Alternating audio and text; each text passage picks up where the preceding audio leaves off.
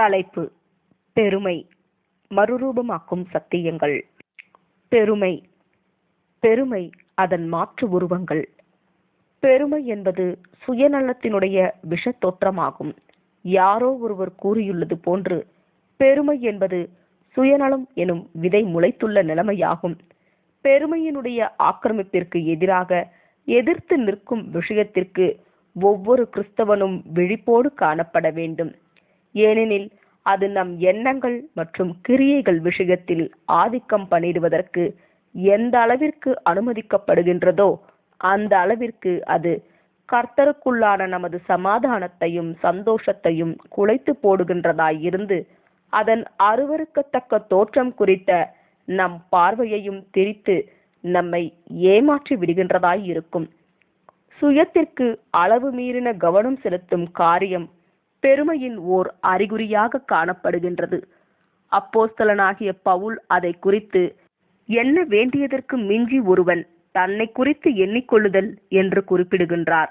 சுய மேட்டிமை என்பது அநேகம் விதங்களில், அதுவும் எதிர்பார்க்காத விதங்களில் அதனை வெளிப்படுத்தக்கூடிய ஒன்றாகும். அது ஒருவர் எளிமையான நபர்களிடமிருந்து வெளிப்படும் சத்தியங்களை ஏற்றுக்கொள்வதை தடை பண்ணிவிடும். அதுவும் சத்தியம் என்று நாம் குறிப்பிடுகையில் நாம் தெய்வீக திட்டம் சம்பந்தமான உபதேசங்களை மாத்திரம் குறிப்பிடாமல் எந்த ஒரு பாடம் சம்பந்தமான மற்றும் அனைத்து பாடங்கள் சம்பந்தமான சத்திய குறிப்புகளையும் கூட உள்ளடக்கி கூறுகிறோம். நாம் தவறு செய்வது என்பது, அதுவும் ஜீவியத்தின் அன்றாட காரியங்களிலும் கூட தவறிவிடுவது என்பது சர்வ சாதாரணமான காரியமாக இருக்கின்றபடியினால் நம்மை திருத்திடும் நபர் எப்படிப்பட்ட நிலைமையில் உள்ளவராக எளியவராக இருப்பினும் நாம் திருத்தப்படுவதற்கு விருப்பம் உள்ளவர்களாக காணப்பட வேண்டும். தான் மற்றவர்களிடம் ஆலோசனை கேட்டால் அது தன்னுடைய அறிவின் குறைச்சலை வெளிப்படுத்திவிடக் கூடும் என்று அஞ்சி ஆலோசனை கேட்க ஒருவன் தயங்குவானானால் அது பெருமைக்கான அறிகுறியாகும். உலகத்தில் மிகுந்த வெற்றி நடை மேற்கொள்ளும் புருஷர்களாகவும் ஸ்திரீகளாகவும் காணப்படுபவர்கள் தங்களுக்கு அவ்வளவாய் பரிச்சயம் இல்லாத துறைகளில் மற்றவர்களுடைய ஆலோசனைகளை நாடினவர்களே ஆவார்கள். இது இன்னும் அதிகமாய் கிறிஸ்தவ ஜீவியத்திலும் கவனிக்கப்பட வேண்டிய விஷயமாகும். நம்மை போன்று ஒரே விலையேற பெற்ற விசுவாசத்தில் காணப்படும் மற்றவர்களுடைய கண்ணோட்டங்களை கருத்தில் எடுத்துக்கொள்வதற்கு நாம் விருப்பமற்றவர்களாய் இருப்போமானால் தேவ வார்த்தையினுடைய சத்தியம் விஷயத்தில் உள்ள நம்முடைய புரிந்து கொள்ளுதலும் முழுமையாய் இராது. இதுவே நாம் படிப்பதற்கென்றும் ஐக்கியம் கொள்ளுவதற்கென்றும் ஒன்று கூடி காண மிகுந்த அவசியத்தின் காரணமாகும். நம்முடைய கண்ணோட்டங்களையே முன்வைப்பதில் நாம் வரம்பு மீறின போராட்டம் காண்பிப்போமே ஆனால் அதுவும் பெருமையின் அறிகுறியாக இருக்கும். அசத்தியத்திற்கு எதிராய் சத்தியமே அரண் போன்ற பலத்தை உடையதாக காணப்படுகின்றபடியினால் சத்தியத்தை பயன்படுத்திடும் விஷயத்தில் நாம் போராட வேண்டியதில்லை.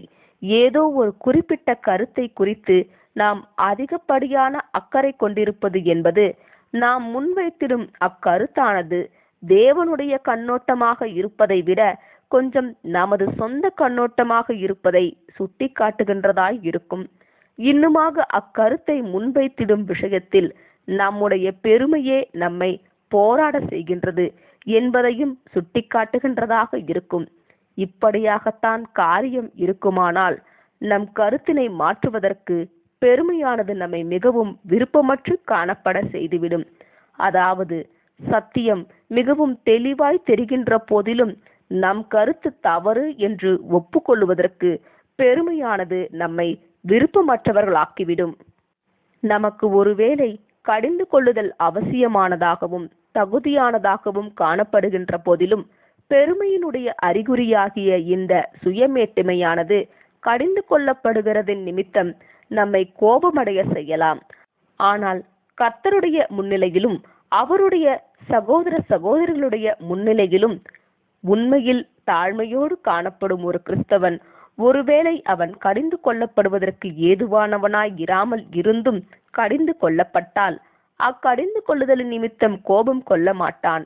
இது விஷயத்தில் சபையின் மூப்பர்கள் விசேஷமாய் ஜாக்கிரதையுடன் காணப்பட வேண்டும். ஏனெனில் இப்படி ஜாக்கிரதையுடன் இல்லாவிட்டால் அவர்கள் சகோதர சகோதரிகளுக்கு பணிவிடைக்காரர்களாயிருக்க வாய்ப்புள்ள பிரயோஜனமான பாத்திரங்கள் எனும் நிலைமையினை பெருமையானது சீரழித்து விடுகின்றதாய் இருக்கும். ஒருவேளை சபையார் மத்தியிலுள்ள எளிமையான அங்கத்தினால் ஒரு மூப்பருடைய கருத்துக்களானது கேள்வி கேட்கப்படுவது நிமித்தம் அந்த மூப்பர் கோபம் அடைவாரெனில் இதுவே அளவு மீறின சுயமேட்டிமைக்கான அறிகுறியாகிவிடும். மேலும் அத்தகைய மூப்பர் இத்தகைய அரக்கனால் கொல்லப்பட்டு போவதற்கு முன்னர் காரியத்தை கவனத்தில் எடுத்து சரி செய்து கொள்ள வேண்டும். இது உண்மையே. அப்போஸ்தலனாகிய பவுல் கூறியுள்ளது போன்று, ஒன்றையும் வாதினாலாவது வீண் பெருமையினாலாவது செய்யாமல் மனத்தாழ்மையினாலே ஒருவரையொருவர் தங்களிலும் மேன்மையானவர்களாக எண்ணக் கடவீர்கள். பிலிப்பியர் 2:3. மூப்பர்கள் என்பவர்கள் பரமபிதாவினுடைய ஜனங்களுக்கு பணிவிடைக்காரர்கள் ஆவார்கள். மேலும் இந்த பணிவிடைக்காரர்கள் யாருக்கு ஊழியம் புரிகிறார்களோ அவர்களால் கேள்வி கேட்கப்படுவதன் நிமித்தம் கோபம் அடைவது என்பது ஏற்புடையது அல்ல.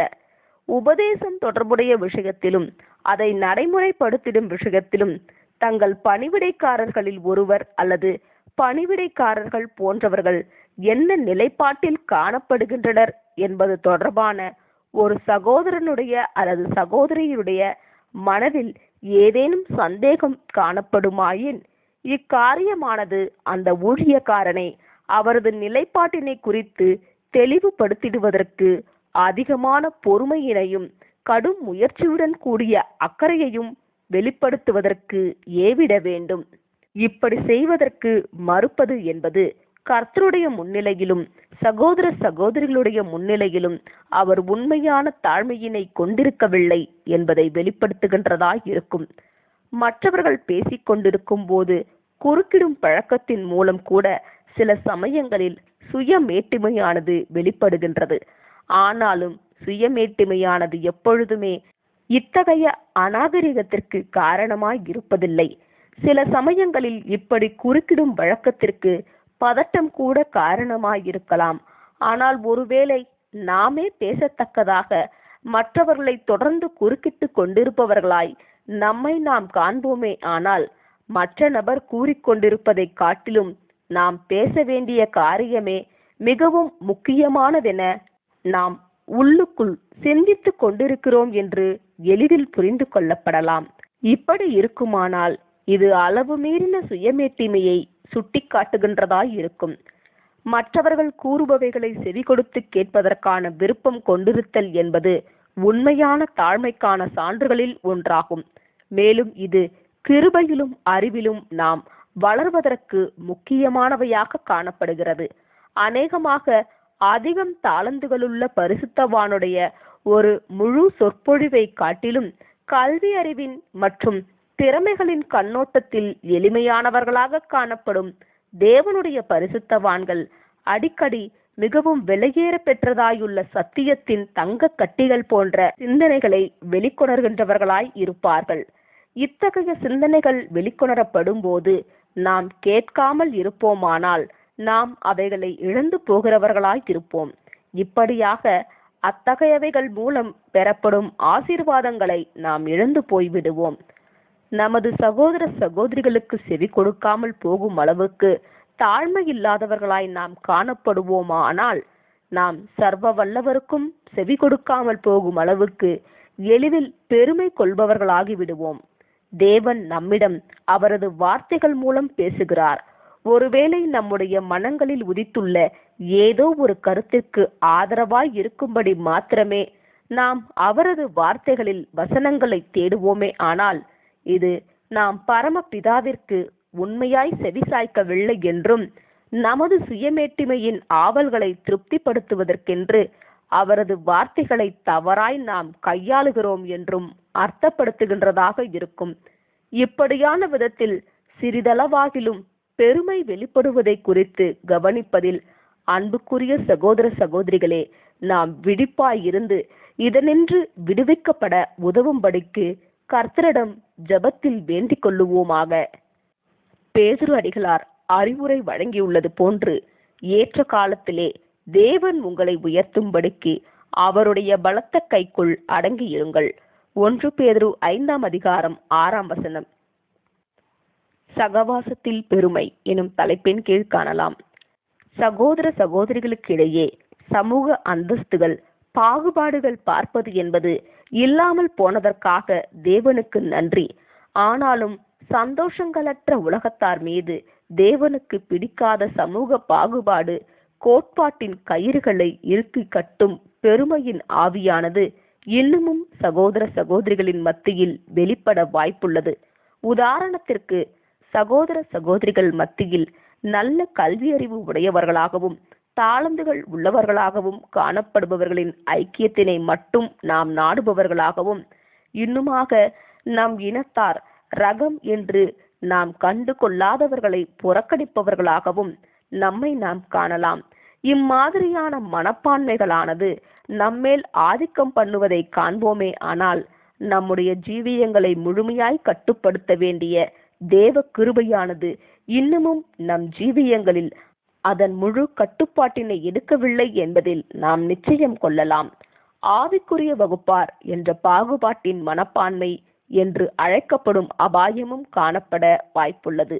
அதென்னவெனில், ஆவிக்குரிய விஷயங்களில் நாம் அடைந்துள்ளோம் என நம்மால் கருதப்படும் நல்லதொரு வளர்ச்சி நிலையினை இன்னார் அடைந்துள்ளனர் என்று நம்மால் கருதப்படுபவர்களுடன் மாத்திரம் நாம் ஐக்கியம் வைத்துக் கொள்ள விரும்புவதாகும்.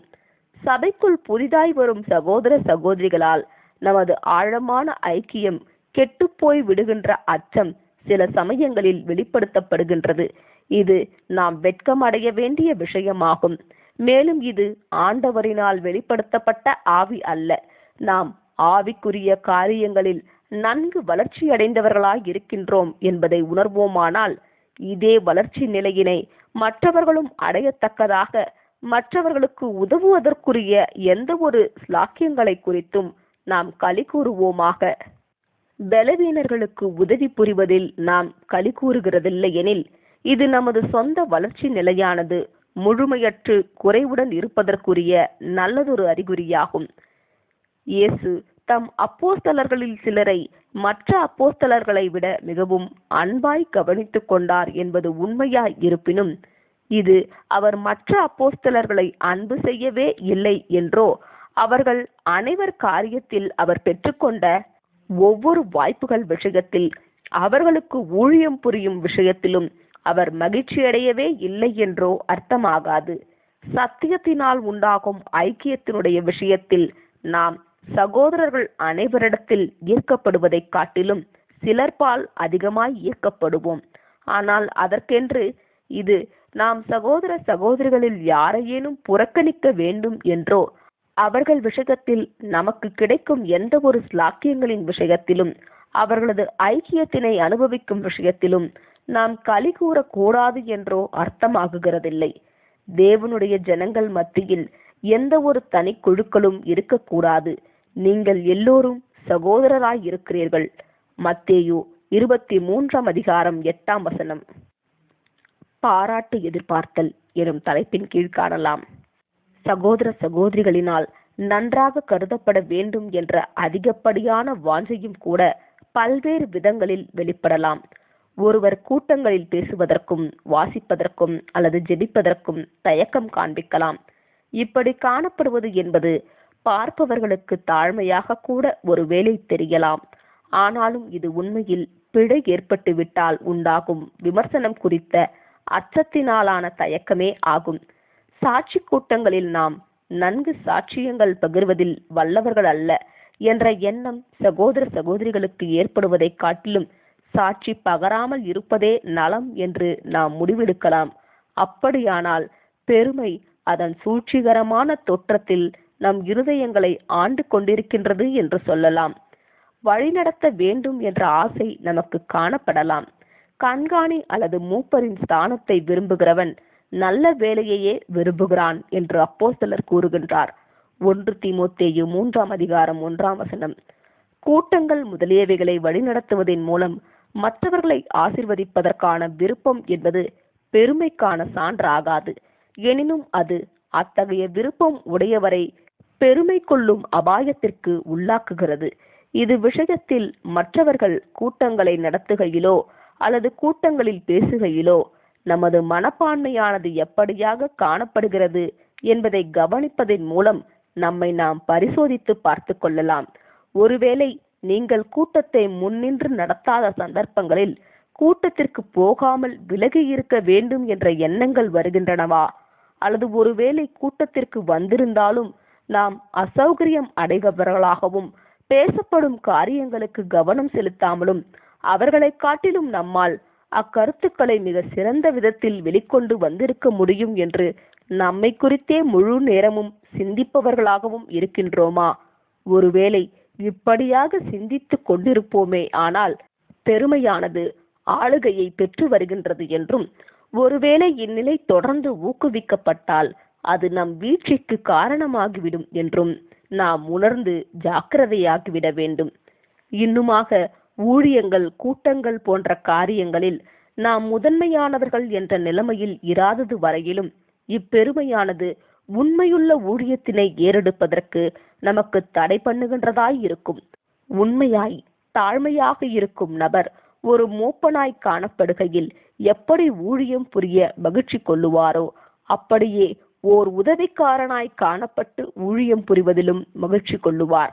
ஆம், ஒருவேளை சபையார் அவரது ஊழியத்தினை அடையாளம் கண்டு கொள்ளாமலும் அல்லது அவருக்கு என்று எந்த ஓர் ஊழிய ஸ்தானத்தை கொடுக்காமலும் இருப்பினும் தன்னால் முடிந்த எல்லா விதங்களிலும் ஊழியம் புரிவதிலும் அந்நபர் மகிழ்ச்சி கொள்ளுவார்.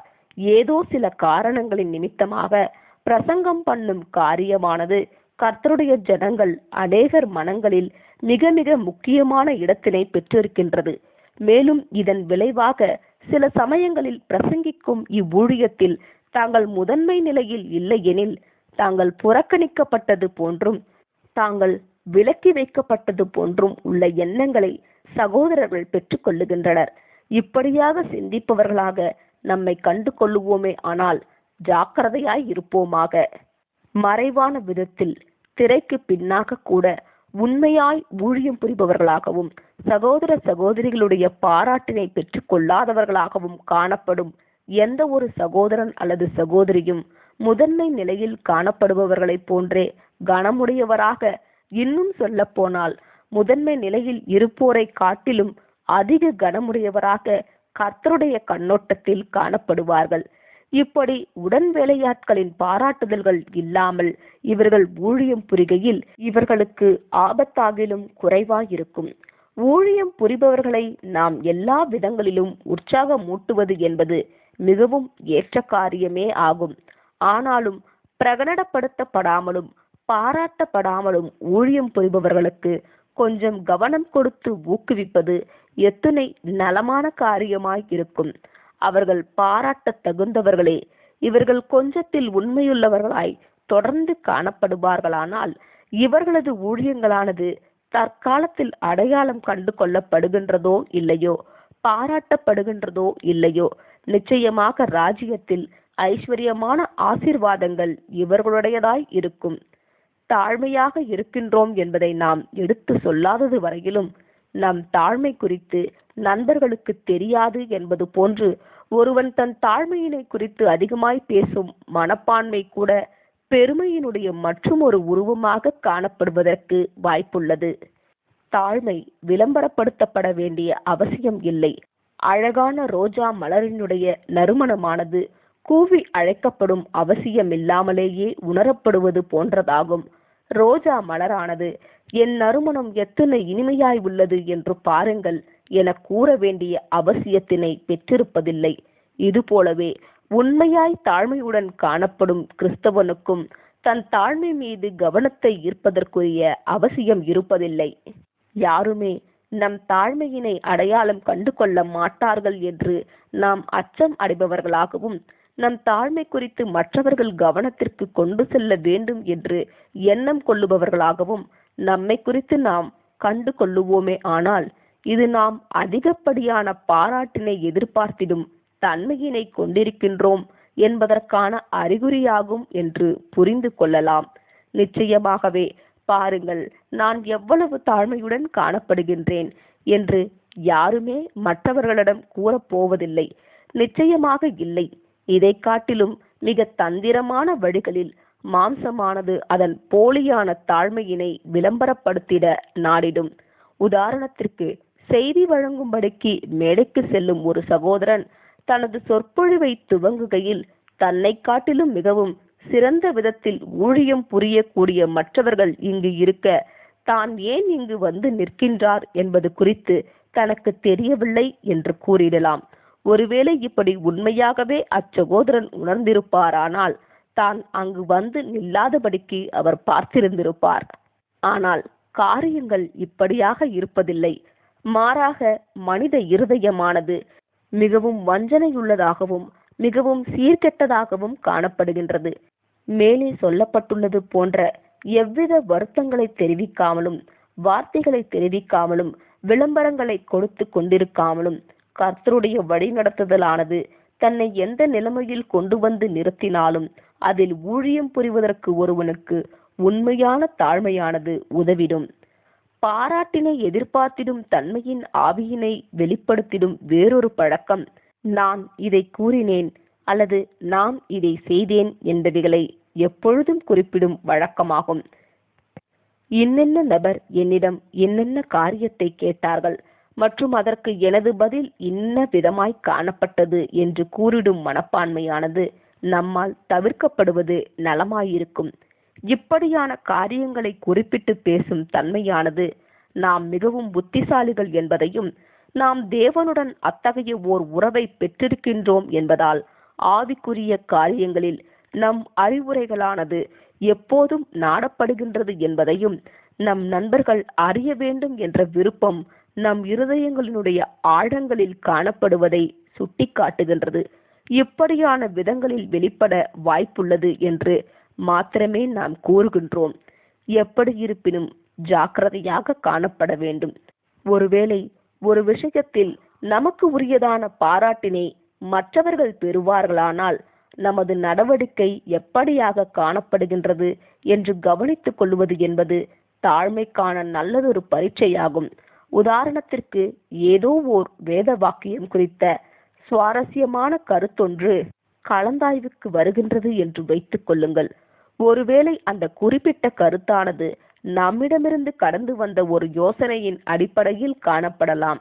அக்கருத்து நம்மிடமிருந்து வந்த காரியம் என்று சகோதர சகோதரிகளை அறிய பண்ணுவதற்கு நாம் அமைதியற்று தவிக்கிறோமா, அல்லது சகோதர சகோதரிகள் நம்முடைய பிரயாசங்களின் பலனாக ஆசீர்வதிக்கப்பட்டுள்ளனர் என்று அறிந்து கொண்டதிலேயே மகிழ்ச்சி அடைபவர்களாக இருக்கின்றோமா? இது விஷயத்தில் நம் ஒவ்வொரு வார்த்தைகளையும் கிரியைகளையும் நாம் பரிசோதித்து பார்த்து கொள்வது நலமானதாயிருக்கும். சகோதர சகோதரிகளுடனான நமது ஐக்கியத்தில் அன்பான வார்த்தைகள் மற்றும் கிரியைகள் மூலமாக சிறு உதவிகளை இங்கும் அங்குமாய் ஏறெடுப்பதற்கான வாய்ப்புகளானது தொடர்ந்து வந்து கொண்டே இருக்கும். ஒருவேளை இவைகளை நாம் செய்கையில் இவைகள் கவனிக்கப்படுகின்றதா இல்லையா என்று நாம் பார்ப்போமே. ஆனால் இது நம் இருதயங்களுக்குள் இன்னமும் கொஞ்சம் பெருமை காணப்படுவதற்குரிய அறிகுறியாக இருக்கும். பிரபலம் அடைவதற்கென வித்தைகள் புரிதல் எனும் நாகரீக பழமொழி தெரிவிக்கும் கருத்திற்கு ஒப்பான பிரயாசங்களானது நம்மை ஒருபோதும் ராஜ்யத்திற்கு கொண்டு சேர்க்காது. நாம் செய்யும் கிரியைகளுக்காக நமது நண்பர்களிடமிருந்து நாம் அங்கீகரிப்பை தேடுவது தொடர்புடைய விஷயத்தில் வேறு யாரோ ஒருவர் பாராட்டப்பட்டு நாம் புறக்கணிக்கப்படுகையில் நமது மனநிலை என்னவாக காணப்படுகின்றது என்பது மற்றுமொரு பரீட்சையாக காணப்படுகின்றது. இப்படி சம்பவிக்கையில் களி கூறுவதற்கு பதிலாக நாம் கோபம் அடைகின்றோமா? இது இருதயத்தினை ஆராய்ந்து அறியும் பரீட்சையாகும். எனினும் இதன் வாயிலாக தாழ்மையிலுள்ள நமது வளர்ச்சியினை நாம் அளவிட முடிகிறவர்களாக காணப்படுவோம். இன்னுமாக நம்மை காட்டிலும் மற்றவர்களை மேன்மையாக எண்ண முடிகிறவர்களாக நாம் காணப்பட்டு மற்றவர்கள் முதன்மையான நிலைமையில் இடம்பெறுவதின் நிமித்தம் மகிழ்ச்சி கொள்ள முடியும் நிலையினை நாம் எட்டி அடைந்திருக்கின்றோமா இல்லையா என்று தீர்மானிக்க முடிகிறவர்களாக காணப்படுவோம். பிலிப்பியர் 2:3 பெருமைக்கான மிக மங்கலான அறிகுறிகள் எனும் தலைப்பின் கீழ் காணலாம். அப்போஸ்தலனாகிய பவுலினால் எபேசியர் 5:4 குறிப்பிடப்படும் புத்தியீனமான பேச்சு, பரியாசம் ஆகிய பழக்கங்களானது பொதுவாகவே சகோதர சகோதரிகளினால் நேர வீணடிப்புக்காக பார்க்கப்பட்டாலும், ஒருவர் சகோதர சகோதரிகளை சிரிக்க வைக்க முடிகிற தன் திறமையின் மூலம் தன் மீதும் தனது புத்திசாலித்தனத்தின் மீதும் கவனத்தை ஈர்ப்பதற்கு முயலுகையில் இப்பழக்கமானது பாராட்டினை எதிர்பார்த்திடும் ஆவியினை வெளிப்படுத்திடலாம். இப்படியான தருணங்களில் பரியாசத்திற்கு பின்னாக காணப்படும் நோக்கமானது பரியாசத்தினை விட அச்சகோதரனுக்கே அதிகம் தீங்கானதாய் காணப்படும். வார்த்தைகள் விஷயத்தில் பண்ணப்படும் நகைச்சுவையானது ஆரோக்கியமானதாகவும் தீங்கற்றதாகவும் காணப்படுமானால் அது நரம்பு மண்டலத்தின் பதட்டத்தினை தனித்திட உதவிடலாம். ஆனால் ஒருவேளை பாராட்டினை எதிர்பார்த்திடும் தன்மையினால் தூண்டப்பட்டதாய் இருக்குமானால், இத்தன்மைக்கு இடம் கொடுத்து காணப்படும் கிறிஸ்தவனுக்கு இது தீவிரமான பாதகத்தை உண்டு பண்ணிவிடும். தான் சாட்சி கூறுகையில் ஒருவேளை தவறாய் பேசிவிடுவதன் வாயிலாக தன்னுடைய மானம் போய்விடும் என்ற அச்சத்தினால் ஒருவர் சாட்சி பேசுவதில் பங்கெடுக்காமல் இருப்பது போன்று ஒருவர் தன் திறமைகளை வெளிக்காட்டத்தக்கதாக சொல்வன்மைமிக்க சாட்சியினை பகர்வதற்கும் கூட நாடிடலாம். இங்கும் கூட பாராட்டினை எதிர்பார்த்திடும் தன்மையே வெளிப்படுகின்றது. அன்பு, பக்தி, வைராக்கியம், நன்றியறிதல், உண்மைத்தன்மை முதலானவைகளே நம் பேச்சிற்கு பின்புள்ள நோக்கங்களாக காணப்படுகின்றது என்பதை உறுதிப்படுத்திக் கொள்வதற்கு நாம் நம்மிடமே கேட்டுக்கொள்ள வேண்டிய கேள்விகள் பின்வருபவைகளாகும். பரலோக பிதாவிற்கு துதி உண்டாக வேண்டும் என்பது மட்டுமே பேசிடுவதற்கான எனது ஆவலாய் காணப்படுகின்றதா? நான் உண்மையிலேயே தாழ்மையில் என்னை உடுத்திக்கொள்ள நாடுகின்றேனோ? நான் பேசுவதற்கு உதவப்படும் பொருட்டாக கர்த்தருடைய பலத்தையே முழுமையாய் சார்ந்திருக்கின்றேனோ? என் சொந்த பலவீனங்களை என்னால் உண்மையில் உணர்ந்து கொள்ள முடிகின்றதா? ராஜ்யத்தின் செய்தி குறித்த பிரசுரங்களை நாம் விநியோகிக்கையில் நமது நண்பர்களும் அயலகத்தார்களும் நம்மை கண்டுவிடுவார்கள் என்றும் இது நிமித்தம் நம்மை குறைச்சலாய் எண்ணி விடுவார்கள் என்றும் உள்ள அச்சத்தினால் அதை விநியோகிப்பதற்கு நாம் மனமில்லாமல் இருக்கும் இயல்பிலும் கூட பெருமையானது வெளிப்படலாம். யார் நம்மிடம் வினவினாலும் அதை பொருட்படுத்தாது தேவனுடைய திட்டத்தில் உள்ள நமது நம்பிக்கையினை உறுதியுடனும் சுதந்திரத்துடனும் மகிழ்ச்சியுடனும் அறிக்கை பண்ணிடுவதற்கு பெருமையானது ஏதேனும் விதத்தில் நமக்கு தடை விதிக்கின்றதா? இல்லையேல் நாம் வேதமானவராய் இருப்பது நிமித்தம் சிறிதளவு வெட்கம் கொண்டிருக்கின்றோமா? தேவனுடைய ஜனங்களுடன் நாம் தொடர்பில் இருப்பதை மற்றவர்கள் கண்டுவிடுவார்கள் என்ற தயக்கம் நம்மிடம் காணப்படுகின்றதா? இல்லையேல் எங்கெல்லாம் மற்றும் எப்போதெல்லாம் தேவ ஜனங்களுடன் நாம் காணப்படுவது பார்க்கப்படுகின்றதோ அப்போதெல்லாம் அவர்களை நமது நண்பர்களாகத்தான் காட்டிக்கொள்ளுகின்றோமா? இப்படியான விதங்களிலும் கூட பெருமையானது எந்த அளவுக்கு நமது இருதயங்களில் ஆண்டு கொண்டிருக்கின்றது என்று அறிந்து கொள்ளலாம். சாதனைகள் அல்லது தேர்ச்சிகள் எனும் தலைப்பின் கீழ் காணலாம். கர்த்தருடைய ஊழியங்களுடன் நேரடியாகவோ அல்லது மறைமுகமாகவோ சம்பந்தப்பட்டுள்ள நிலையில் நமது ஜீவியத்தில் நாம் அடையும் தேர்ச்சிகள், சாதனைகள் நமது தாழ்மைக்கான பரீட்சையாக அமைகின்றது. தேவனுடைய கிருபையினால் நாம் எதையேனும் நன்கு செய்வதற்கு கற்றுக்கொண்டிருக்கின்றோமே, ஆனால் நமது திறமையினை விளம்பரப்படுத்திடுவதற்கு நாம் எத்தனை ஆவலோடும் கவலையோடும் காணப்படுகின்றோம். இப்படி திறமையானது வெளியாக்கப்படாதபடிக்கு யாரோ ஒருவர் நமக்கு தடையாக இருக்கின்றார் என்று நாமே கற்பனை பண்ணிக்கொண்டு அமைதி இழந்து துன்புறுத்தப்பட்டவர்கள் போன்று நடந்து கொள்ளுகின்றோமா? அப்படியானால் நாம் தாழ்மையின் பாடத்தினை நன்கு கற்றுக்கொள்ளுவது வரையிலும் தேவன் தாமே நமக்கு தடை விதித்துள்ளார் என்பதை உணர்ந்து கொள்ளுவது நமக்கு நலமான காரியமாய் இருக்கும். ஒருவேளை நமது ஆசைகள் அல்லது திட்டங்கள் தடுக்கப்பட்டதானால் நாம் ஏதோ ஒரு சகோதரனையோ அல்லது ஏதோ ஒரு சகோதரியையோ கூட குற்றம் சாட்டாமல் இருப்போமாக. நாம் அனுபவிக்க பரமபிதா சித்தம் கொண்டுள்ள எந்த காரியத்தின் விஷயத்திலும் பூமியிலுள்ள சகோதர சகோதரிகள் அனைவராலும் கூட தடை பண்ணிட முடியாது என்று உணர்ந்து கொள்ளுவோமாக. தேவனுடனான நமது உறவினை குறித்தும் நமது மேலான ஆவிக்குரிய நன்மைகள் மீதுள்ள அவரது கண்காணிப்பு குறித்தும் உள்ள நமது இந்த சரியான கண்ணோட்டத்தினை நாம் காத்து கொள்ளுவோமே, ஆனால் உண்மையான தாழ்மைக்கு நேரான பாதையில் நாம் செல்ல பெரிதும் உதவப்படுவோம். ஒருவேளை நமது பேராவல்களுக்கு தடை விதிக்கப்பட்டால், சகோதர சகோதரிகள் மீது பழி சுமத்தி அவர்களிடத்தில் கசப்பு கொண்டிருப்பதற்கு பதிலாக நாம் நமது இருதயங்களை ஆராய்ந்து பார்த்து காரணங்களை குறித்து கர்த்தரிடத்தில் விசாரிப்பவர்களாய் இருக்க வேண்டும். ஒருவேளை சகோதர சகோதரிகள் நம்மை கையாளும் விஷயத்தில் தவறு செய்யலாம். அப்படியானால் இது தேவன் கையாள வேண்டிய காரியமே ஆகும். இந்த விஷயத்தில் நமக்கு ஏற்பட்டுள்ள நிலைமை கர்த்தருடைய அனுமதியின் பேரினால் மாத்திரமே உண்டானது என்பதில் நாம் நிச்சயம் கொள்ளலாம். நமது மேலான ஆவிக்குரிய நன்மைக்கு ஏதுவானதை தவிர மற்றபடி எதையும் கர்த்தர் நம் ஜீவியத்தில் சம்பவிக்க அனுமதிப்பதில்லை என்று நம்பிக்கை கொள்வதற்கு அவரது கண்காணிப்பின் மீதான நமது விசுவாசம் உதவி செய்கின்றதாய் இருக்கும். இதில் நாம் களிகூறுவோமாக. இதே கண்ணோட்டமானது கிறிஸ்துவுக்குள்ளான நமது சகோதர சகோதரிகள் சம்பந்தப்படாத விஷயத்திலும் கூட உண்மையாகவே இருக்கின்றது.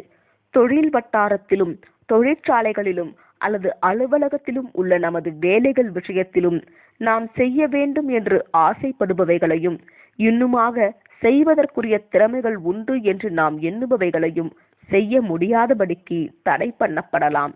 ஒருவேளை இப்படியாக காரியம் காணப்படுமானால், நம்மோடு கூட போட்டியிடுபவர் மீதோ, நமது வேலைக்கான குழு தலைவர் மீதோ, நமது அலுவலகத்தின் நிர்வாகி மீதோ அல்லது சக வேலைக்காரர் மீதோ நாம் குற்றப்பிழையினை சுமத்தாமல் இருப்போமாக.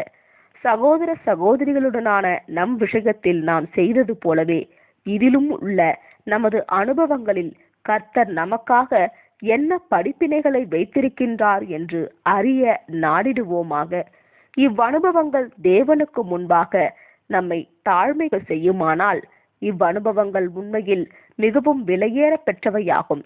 ஆனால் நாம் இன்னார்தான் காரணம் என்று யாரை குறித்து கற்பனை பண்ணியிருந்தோமோ அவருக்கு எதிராய் நாம் கசப்படைவோமே, ஆனால் நாம் பரீட்சையில் தோற்று போனவர்களாகுவோம்.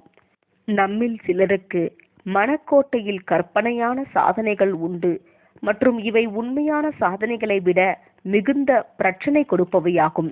உண்மையான சாதனைகள் என்பது கிறிஸ்துவின் பள்ளிக்கூடத்தில் வருஷக்கணக்காக பொறுமையுடன் பிரயாசப்பட்டதையும், சோதிக்கப்பட்டதையும், பரீட்சிக்கப்பட்டதையும் குறிக்கின்றதாயிருக்கும்.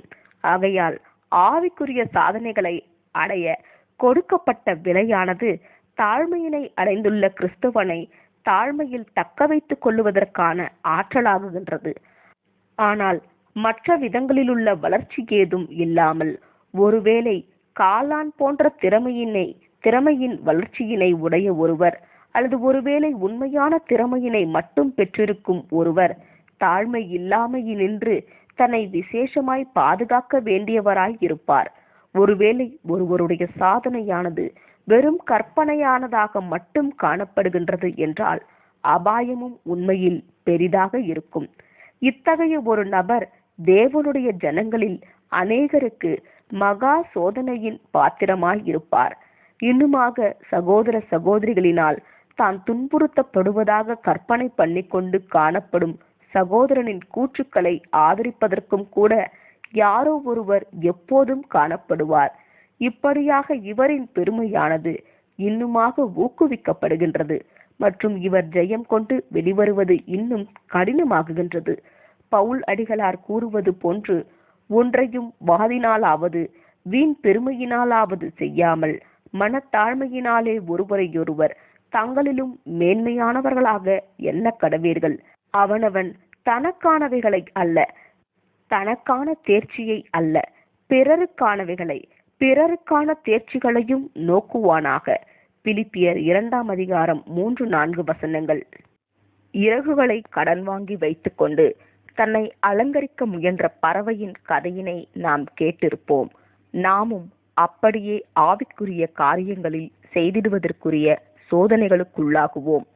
சத்தியத்திற்கு கூடுமான மட்டும் சிறந்த விதத்தில் ஊழியம் புரிந்திட வேண்டும் என்று நாம் எண்ணம் கொண்டவர்களாய் இருந்து, இதற்காக நாம் மற்றவர்களின் கருத்துக்களை பயன்படுத்தி கொண்டு ஏதோ கருத்து நம்முடையதென சகோதர சகோதரிகளை நம்ப செய்பவர்களாய் இருப்போம். இப்படி ஒரு சகோதரன் ஊழியம் புரிகையில் முற்காலங்களில் அநேகரை பார்த்து நண்பர்கள் கூறினது போன்று இப்போதும் நண்பர்கள் அந்த சகோதரன் எவ்வளவு திறமையுள்ளவராக இருக்கிறார் என்று கூறிடுவார்கள். நண்பர்கள் ஆசீர்வாதம் அடைந்தது என்னவோ உண்மைதான். எனினும் அச்சகோதரன் மிகவும் எளிய தோற்றத்தில் உள்ள தன் சொந்த கருத்தினையே முன்வைத்திருந்திருப்பாரானால், அல்லது தான் முன்வைத்திடும் கருத்துக்கள் யாருடையது என்று சகோதர சகோதரிகளுக்கு தெரிவித்திருந்திருப்பாரானால் அவருக்கான ஆசீர்வாதம் அதிகமானதாக இருந்திருக்கும். இதிலுள்ள கருத்து என்னவெனில், சகோதர சகோதரிகள் மத்தியில் முன்னிலை வகிக்க வேண்டும் என்ற ஆசை பெருமையின் ஓர் உருவமாக காணப்படுவதினால் இது மற்ற வகையான வஞ்சனைகளுக்குள் வழிநடத்திவிடும். இது விஷயத்தில் நாம் சொல்லும் மற்றும் செய்யும் ஒவ்வொரு காரியத்திற்கும் பின்பு உள்ள நோக்கத்தினை கவனமாய் ஆராய்ந்து பார்ப்பதன் மூலம் நமது இருதயங்களினுடைய நிலைமையினை நாம் பார்த்து கொள்ளலாம். உதாரணத்திற்கு, மேடையில் நின்று பேசும்போதோ அல்லது தனித்து உரையாடுகையிலோ நாம் நம்பும் காரியங்களுக்கு சான்றாக வேதாகமத்திலிருந்து மேற்கோளிட்டு காட்டுவது என்பது எப்போதும் பாராட்டத்தகுந்த காரியமே ஆகும்.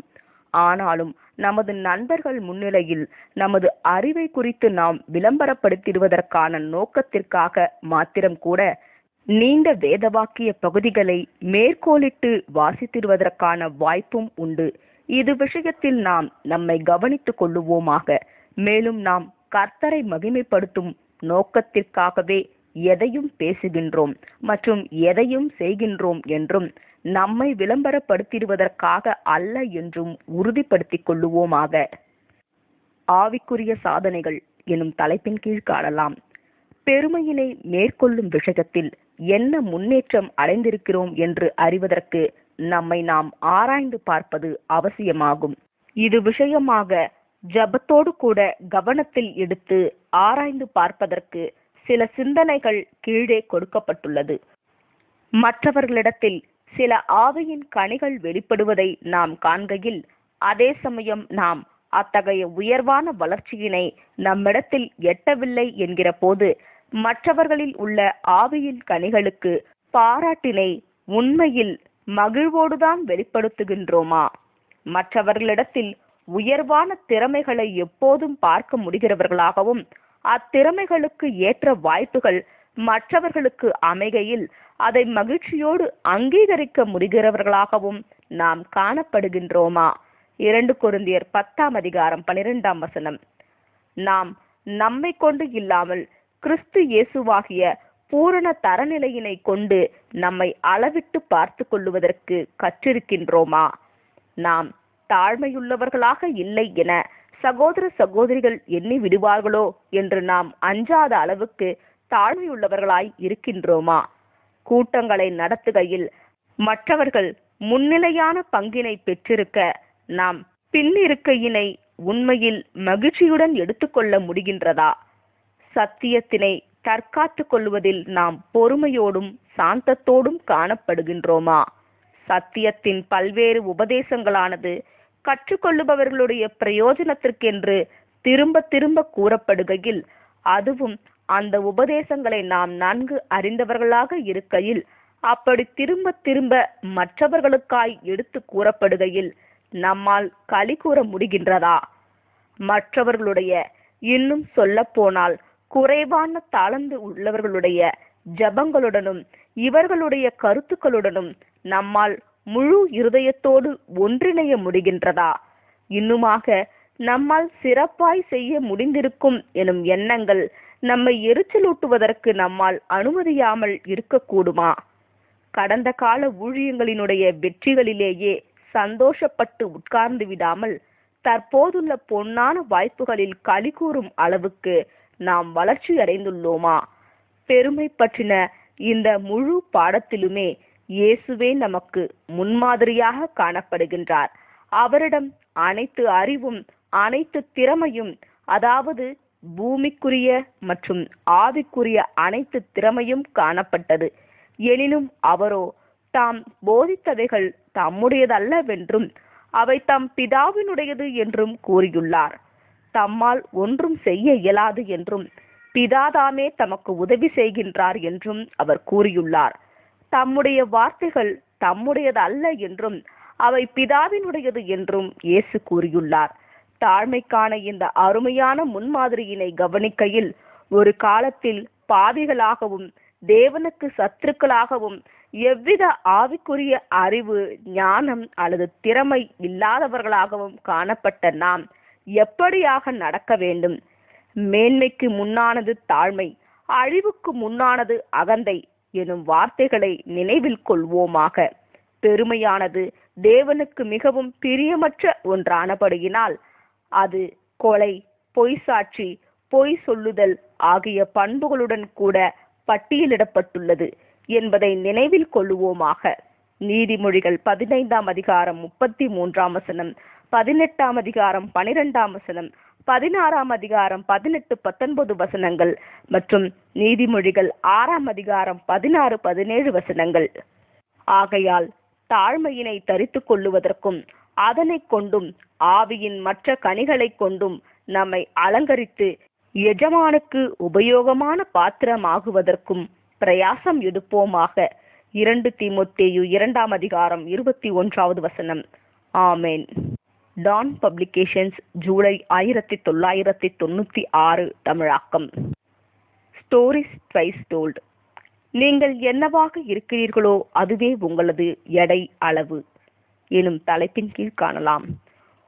ஒரு சிறுவன் எடை பார்க்கும் இயந்திரத்தில் நின்று கொண்டிருந்தான்.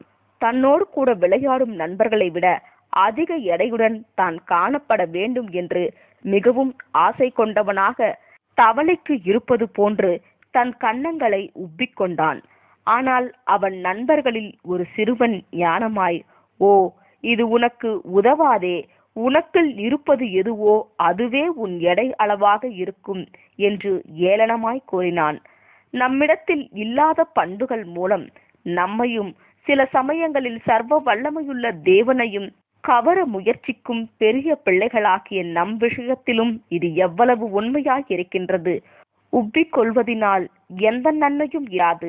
நீங்கள் என்னவாக இருக்கின்றீர்களோ அதுவே உங்களது எடை அளவாக இருக்கும்.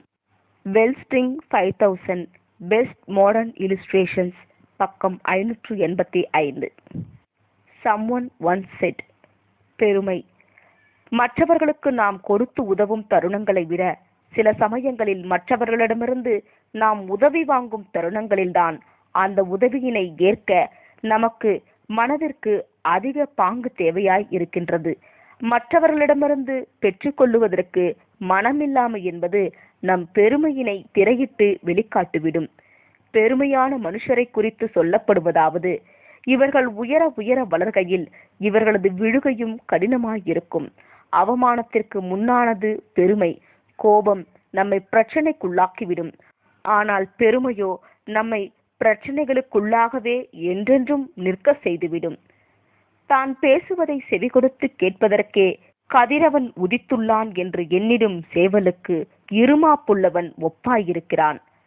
தான் என்ற வளமான மண்ணில் விதைக்கப்பட்டுள்ள சுயநலமே பெருமையாகும். ஒருவன் பெருமையினால் கூட தாழ்மையுடன் காணப்படலாம்.